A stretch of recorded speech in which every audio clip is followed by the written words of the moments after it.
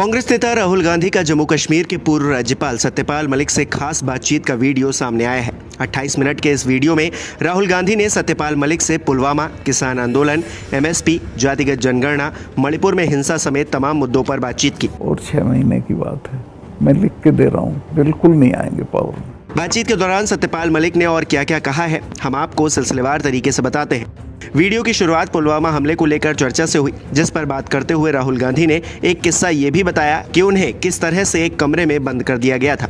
जैसे ही मैंने पुलवामा के बारे में सुना, मुझे पता लगा कि हमारे जो शहीद हैं एयरपोर्ट आ रहे हैं, तो मैं सीधा एयरपोर्ट गया। हमारी सिक्योरिटी वालों ने मुझे कहा कि नहीं आप मत जाइए, मगर मैंने कहा मैं जा रहा हूँ, तो मैं एयरपोर्ट में चला गया।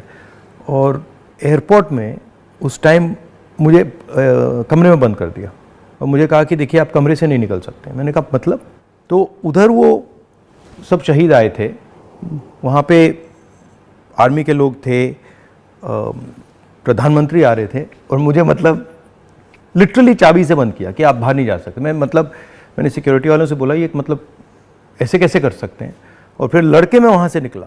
तो मुझे लग रहा था कि एक पूरा वहाँ पे शो सा क्रिएट हो। सत्यपाल मलिक ने पुलवामा हमले की चूक पर बात करते हुए सरकार को कटघरे में खड़ा किया। पुलवामा के शहीद जिस तरह हुए थे वो इसलिए हुए कि उन्होंने 5 एयरक्राफ्ट मांगे थे। अगर वो मेरे से मांग लेते तो मैं इमीडिएटली कर देता। मैं तो वहाँ स्टूडेंट्स जब जम्मू में फंस जाते थे बर्फ में, उनको एयरक्राफ्ट से, क्योंकि दिल्ली में एयरक्राफ्ट इमीडिएटली मिलता है किराए पे। 4 महीने तक एप्लीकेशन उनकी पड़ी रही होम मिनिस्ट्री में, और 4 महीने बाद वो खारिज कर दी कि नहीं देंगे।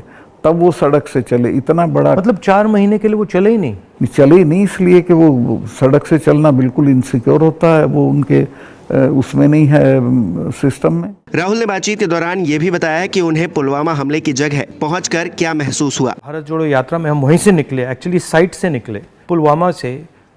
तो मुझे ये लग रहा था कि जो आपने बोला कि ऐसी जगह पे, स्ट्रेटेजिक जगह पे इतना एक्सप्लोसिव कहाँ से आ गया, कैसे आया, वो मेरे दिमाग में क्वेश्चन था। सारा पाकिस्तान से आया था, बट इतना 600-300 किलो। हाँ, ये बॉर्डर तो हमारा पोरस है, और ये इतना एक्सप्लोसिव इंडिजिनसली प्रोक्योर करते तो वो बात फैल जाती। ये 10-12 क्विंटल तो आया हुआ था, उसमें से ये गाड़ी पूरी भरी थी एक्सप्लोसिव से। और बताया मुझे जब मैं गया कि साहब ये तो 10-12 दिन से घूम रही थी गाड़ी। जो गाड़ी चला रहा था उसका भी, मालिक का, दोनों का टेररिस्ट रिकॉर्ड था। दोनों कई बार गिरफ्तार हो लिए थे, फिर छूट गए थे, फिर गिरफ्तार हुए थे, फिर छूट गए थे। अच्छा, तो उन पे कोई निगाह नहीं थी इंटेलिजेंस एजेंसीज की। राहुल गांधी ने बातचीत के दौरान अडानी का मुद्दा भी उठाया। और लोग ये कहते हैं अडानी के यहाँ इसी का रुपया है। हाँ, वो 20,000 का आपने उठाया था। 20,000 का इतना बड़ा इन्वेस्टमेंट कहाँ से आएगा? कल ही एक स्टोरी आई है कि ये कोयले के प्राइस इन्फ्लेट कर रहा है। वहाँ से इंडोनेशिया से कोयला नाव में जाता है और यहाँ पहुँचते उसकी प्राइस इन्फ्लेट हो जाती है, और फिर लोगों को बिजली के लिए ज़्यादा रेट देना पड़ता है, मगर वो भी मीडिया ने कहीं नहीं उठाया। मीडिया पर बातचीत करते हुए राहुल ने भारत जोड़ो यात्रा का अपना एक्सपीरियंस भी साझा किया। भारत जोड़ो यात्रा में मुझे एक बात समझ आई कि कितना भी मीडिया पे कंट्रोल हो, अगर आदमी डायरेक्ट जनता के पास जाता है, हाँ, तो फिर कोई नहीं, तो नहीं चलता। जनता ओनली आंसर है, जनता के पास जाना। और अगर आप जनता के पास जाते हैं तो बहुत जल्दी जनता को बात समझ आ जाती है, वो टाइम नहीं लगता। नहीं, जनता तो अवेयर है देश में, ऐसा नहीं उन्हें मालूम नहीं है, बट उन पे कोई प्लेटफॉर्म नहीं है, कहाँ कहें, किसको कहें। उनके रिप्रेजेंटेटिव भी ऐसे ही गए गुजरे हैं। इसके अलावा राहुल ने कास्ट सेंसस को लेकर भी बात की। बट इसमें इंटरेस्टिंग बात यह है कि जो स्थिति है एक्चुअली इंस्टीट्यूशनल स्ट्रक्चर में हिंदुस्तान में, उसके डिटेल्स ओबीसी वर्ग को भी नहीं मालूम, दलित वर्ग को भी नहीं मालूम। आपने थोड़ा, मतलब मैंने तो थोड़ा सा छुआ है, बट एक्चुअली किसी को नहीं मालूम। पता ही नहीं है, सही कह रहे हैं। क्यों? क्योंकि पूरा जो इन्फॉर्मेशन का सिस्टम है उसमें कोई ओबीसी नहीं है, कोई दलित नहीं, कोई ट्राइबल, वो भी उन्हीं के हाथ में है। तो एक प्रकार से लाउड स्पीकर ऑन कर देते हैं और इतना लाउड करते हैं कि कोई कुछ बोल नहीं सकता है। चर्चा के दौरान राहुल ने जीएसटी, नोटबंदी, किसानों का भी जिक्र किया। तो अगर आप जीएसटी देखें, जीएसटी भी इनडायरेक्ट टैक्स है, उसमें छोटे व्यापारी, किसान, मजदूर वो टैक्स भरते हैं। डिमोनेटाइजेशन भी उनके खिलाफ हथियार था। किसान आंदोलन में तो आपने काफ़ी कमेंट किया है, वो भी मतलब उनके घर में से पैसा निकालने का तरीका था। नहीं, वो तो इनका मैं बताता हूँ, अगर आप नहीं हटाओगे इस बार तो खेती को तो ये पूरी तरह खत्म, मतलब किसान छोड़ के भाग जाएगा और ये कॉरपोरेट को दे देंगे, इनका ये इरादा है। मैं तो खेती करता था, मेरे गांव में पूरी यूपी की सबसे बड़ी काश्त थी, एक हमारे चाचा थे, उनके पास 2500 बीघा ज़मीन थी। और आज मैं जाता हूँ तो सब के लड़के शहर में आ गए हैं, क्योंकि एजुकेशन नहीं है, हेल्थ सर्विसेज नहीं है और सिक्योरिटी नहीं है, तो वो बटाईदार को देके वो धीरे धीरे ख़त्म हो जाएगी खेती। खेती को ख़त्म करेंगे, फौज ख़त्म करी दी से ये ला के अग्निवीर में कौन इतने से अरसे के लिए अपनी जान देगा।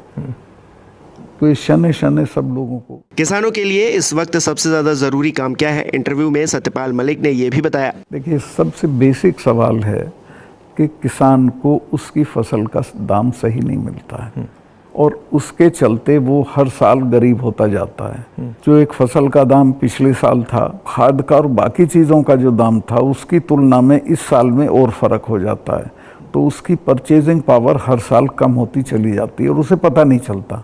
सबसे पहले है कि जो पैरिटी ये है एमएसपी, इसको लागू करना चाहिए। एमएसपी में ये नहीं कि सरकार सारी फसलों का एमएसपी दे, लेकिन एमएसपी करने से बाज़ार गिरेगा नहीं। और एमएसपी है इसलिए कि बाज़ार एक ख़ास जो आपने दाम तय किया उससे नीचे गिरेगा तो सरकार इंटरवीन करेगी। और एमएसपी पे इन्होंने किसानों से धोखा किया। जब किसान कानून वापस लिए तो कहा था हम एमएसपी करेंगे, और आज तक नहीं किया। वो क्यों नहीं किया? क्योंकि अडानी ने बड़े बड़े गोदाम बना दिए, फसलें एक दाम पे खरीद ली, अगले साल उनके दाम बढ़ जाएंगे, वो बेचेगा। इतना ही नहीं, मणिपुर का मुद्दा भी राहुल गांधी ने उठाया। मणिपुर के बारे में क्या राय है आपकी? वहाँ मतलब पूरा फेल्योर है सरकार की। चीफ मिनिस्टर जा नहीं सकता, कुछ कर नहीं सकता, लेकिन उसको अभी तक हटा नहीं रहे हैं। ये जम्मू एंड कश्मीर का भी ऐसे ही प्रयोग करते हैं, पंजाब का भी ऐसे ही प्रयोग करते हैं, मणिपुर का भी ऐसे ही प्रयोग करते हैं।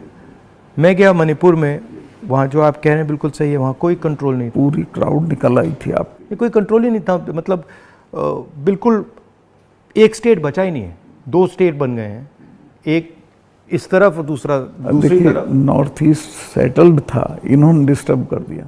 चर्चा के दौरान महात्मा गांधी का जिक्र भी हुआ। सत्यपाल मलिक ने क्या बोला, सुनिए। यही सोचना है कि हिंदुस्तान कंट्री के तौर पे तभी सरवाइव करेगा जब वो लिबरल हिंदुइज्म के रास्ते पे चलेगा, जो गांधी का विजन है।